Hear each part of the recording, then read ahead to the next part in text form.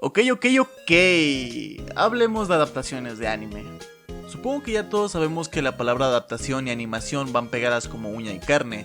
Es decir, hacer animación cada vez es más costoso y cada vez hay más explotación laboral en el medio. Y mientras hay algunos estudios como Ghibli que se pueden dar la libertad de tomarse 6 años para hacer una película de producción original, no todos tenemos el mismo privilegio. Así que las casas productoras recurren a animar mangas y novelas ligeras que ya está comprobado que son exitosas. Y que muy probablemente si hacen un anime de estas resulte siendo un éxito o ya de perdido que sea rentable. Y sí, las novelas ligeras y los mangas son los mercados más obvios. Es decir, es relativamente simple adaptar a guión algo que ya está escrito o en el caso del manga, algo que ya tiene metraje cuadro a cuadro, por decirlo de alguna manera. Pero ¿qué pasa con los videojuegos? ¿Alguna vez has jugado un juego y has dicho wow, desearía que esta cosa tuviera anime solo porque, no sé, su historia te agradó? Bueno, las casas productoras no los hacen porque no quieran, simplemente es extremadamente difícil adaptar un videojuego a un anime.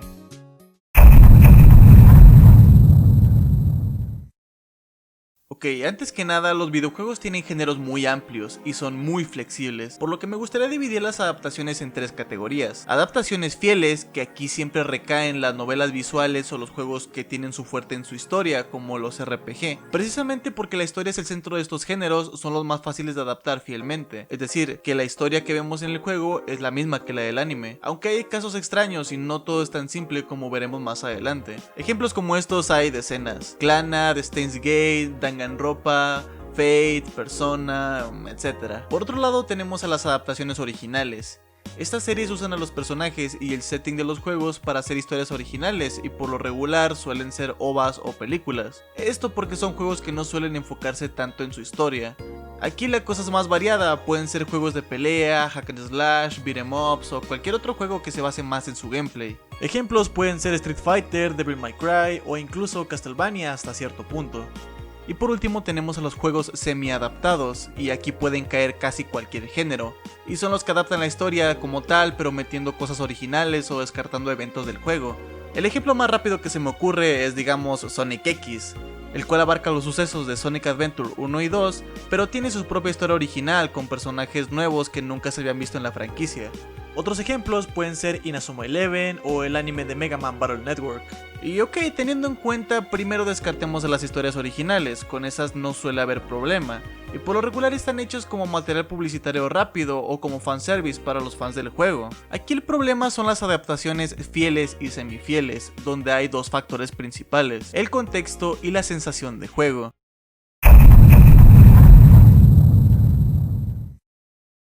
Saben, hace unas semanas discutía con un amigo acerca de Danganronpa. Mucha de la atracción que tuvo esta franquicia fue gracias a que el anime se hizo bastante viral, así que sacaron un segundo juego. Y lo lógico es que adaptaran esta secuela, ¿no? Pues no, resulta que se saltaron esta parte y directamente hicieron una animación original llamada Danganronpa 3. Cabe resaltar que el siguiente juego, B3, tampoco fue adaptado. Decisión que a mucha gente se le hizo extraña, porque es dinero fácil, la fanbase es gigantesca. Hay muchas teorías del por qué pasó esto, algunos dicen que fue por la falta de presupuesto, otros porque no era rentable, pero yo pienso que fue precisamente por la sensación de juego. 2 y B3 son legendarios entre las novelas visuales por ser juegos que manejan muy bien el tema de la cuarta pared. Ambos juegos usan sus tramas para hacer sentir al jugador que está viviendo una simulación dentro de una simulación. Usan la naturaleza de ser un juego para hacerte sentir incómodo y burlarse de clichés de las novelas visuales. Si te interesa el tema, tengo un video analizando el final de Danganronpa B3, así que si no te importan los spoilers, aquí te pongo un spam fantasma.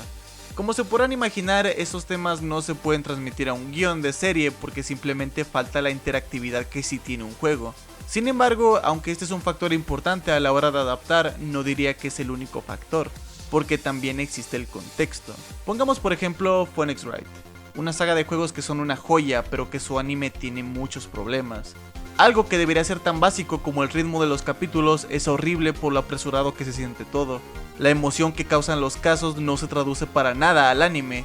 Situaciones que podrían tomarnos unos 20 minutos mientras hacemos la investigación e interrogamos a los testigos se traducen a segundos de escenas que solo vemos pasar. Y esto se hace más fuerte en los propios juicios, donde se sienten raros. En los juegos tenemos una cámara que enfoca exclusivamente a cualquiera que esté hablando en ese momento, dándole peso a sus palabras y logrando que cuando se escuche algún OBJECTION, sumado a la sacudida de la cámara y los efectos de sonido, se sienta un peso y te emociones.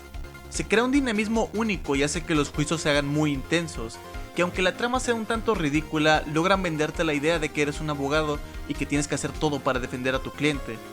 Y el anime no traduce nada de esto. Tratan de imprimir fuerza en estos momentos usando algo de Sakuga y usando efectos de partículas, pero no es lo mismo. Y para nada reemplaza el juego. Pienso que ver este anime a ciegas es simplemente arruinarte un montón de tramas con una ejecución mala. Dejando fuera Phoenix Wright, voy a cometer sacrilegio una vez más y voy a decir que la miniserie de Pokémon Origins me parece muy mala. Quiero decir, sí, todo el mundo ama a Red y quiere ver peleas realistas, quiere ver adaptada a cuadro a la historia original del juego. Lo entiendo, yo he estado ahí, me emocionan este tipo de cosas. Pero esto causa que esta historia sea solo para fans, y no tiene nada de malo, la disfruta quien quiere y ya está. Pero de nuevo no puede reemplazar al juego. No le llega ni a los talones a la sensación de vivir una aventura Pokémon por tu cuenta, de ir formando poco a poco tu equipo, de encariñarte con ellos y de sentir que te estás convirtiendo en un entrenador legendario. Como homenaje está bien, pero traducir la idea del entrenador, miren, Pokémon Special hizo un mejor trabajo en eso. Dicho esto, pareciera que sí, la única forma de crear una adaptación de videojuegos decente es hacer una historia original. Quiero decir, Castlevania es excelente y Devil May Cry capturó perfectamente el espíritu del juego, y fue tan relevante que la serie es canon y es mencionada en Devil May Cry 5. Devil May Cry. Dante, do you have any idea how many times I've tried to call? Like a zillion. Oh my god, tonight's my birthday party. Yeah, I'm turning 18. Not a little kid. Por supuesto, tampoco estoy diciendo que una adaptación deba reemplazar 100% al juego. Lo que trato de decir es que es cansino y no tiene punto ver de nuevo la historia de algo que ya jugaste si no tiene nada nuevo que aportar. Y para alguien que no quiere jugar el juego, ya sea porque no tiene el dinero o el tiempo, simplemente va a tener que aguantar una versión peor del mismo producto. Pero entonces, ¿esto quiere decir que no se puede hacer una adaptación fiel? ¿Cuál es la opción? Pienso que las adaptaciones que realmente son buenas son las que se toman el tiempo para que no sea una adaptación apresurada, comprenden la identidad del juego y aportan algo a la obra original. Para esto les traigo dos ejemplos, el anime de Persona 4 y la adaptación de Inazuma Eleven 2. En el caso de Persona 4 no solo se da el tiempo de abarcar todos los eventos importantes del juego de forma natural, sino que muy acertadamente se enfoca en el principal atractivo del juego, los social links. Hubiera sido muy fácil tomar las escenas de acción dentro de la TV, pero el anime prefiere capturar el día a día de nuestro prota. Cómo va conociendo el pueblo de Inaba, cómo va creciendo como persona a medida que más gente conoce y se abren nuevas posibilidades. Carajo, incluso en el iCatch a la mitad de cada capítulo se nos da un pequeño guiño mostrando cómo el prota va mejorando sus habilidades sociales a medida que la serie progresa. Y sí, esas estadísticas son parte del juego original. Y no bastando con eso, le da personalidad al prota. Es un clásico que en este tipo de juegos tengamos un personaje en blanco al que le demos nombre y que sirve para insertarnos en él. Y es un problema cuando se le trata de dar una personalidad canon porque varía de acuerdo al tipo de persona que lo controla. Pero Yu es un personaje que originalmente era un espacio en blanco y se le da inseguridades, miedos y hasta un alter ego. Nos da matices e incluso un pasado bastante breve. Logran que empatices con alguien que bien podría ser un Gary Stu a nivel de Kirito. Y pienso que eso es algo bastante difícil de lograr y tiene bastante mérito, la verdad. Del lado de Inazuma Eleven 2, al mismo tiempo que se nos da una adaptación que se toma su tiempo, aprovecha la naturaleza de su medio para hacer cosas que el juego no pudo. Se nos profundiza en la amistad que van formando los jugadores y posteriormente en la carga psicológica que les conlleva tener una responsabilidad tan grande. Vemos a Endo colapsar al no poder mantener el ánimo del equipo, o a Fubuki sufrir en el banquillo sintiéndose como un inútil, enfatizando su desorden de personalidad. Logran enfocarse en los personajes antes que en los partidos, toma los puntos en los que flaqueó el juego y los refuerza.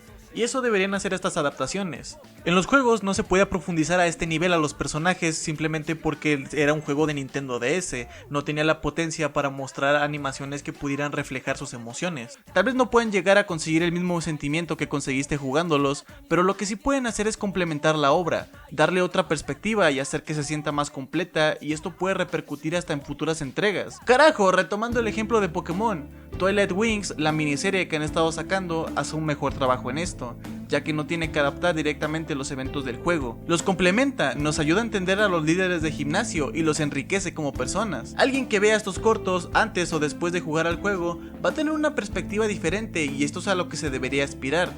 En conclusión, ¿se puede hacer una buena adaptación de videojuegos?